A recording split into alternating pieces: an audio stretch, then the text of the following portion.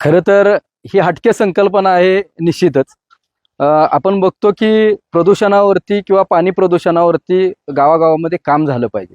सांडपाण्यावरती, घनकचरा व्यवस्थापनावरती शासन काम करतंय.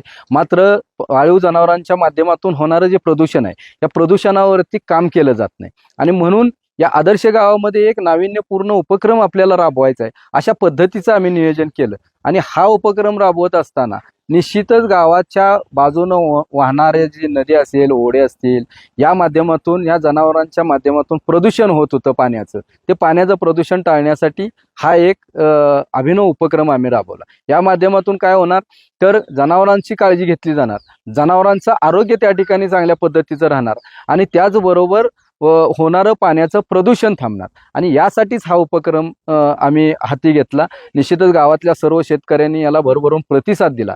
ग्रामपंचायतीच्या माध्यमातून या सर्व बाबींचं नियोजन आम्ही करणार आहोत आणि अशाच पद्धतीचे उपक्रम महाराष्ट्रातल्या गावागावात जर राबले तर निश्चितच ओढ्यांचं असेल, नदीचं असेल, जे पाणी आहे ह्याचं प्रदूषण आहे, हे प्रदूषण टाळण्यासाठी आपण हा एक छोटासा एक चांगल्या पद्धतीचा उपक्रम आपण हाती घेऊ शकतो. माझी विनंती राहील गावागावातील शेतकऱ्यांना आणि त्या त्या गावातील पदाधिकाऱ्यांना, आपापल्या गावामध्ये अशा पद्धतीचं जनावरांचं स्नानगृह जर आपण उभारलं तर गावापासून वाहणाऱ्या नदीचं, ओढ्याचं प्रदूषण थांबण्यासाठी मदत होईल. धन्यवाद.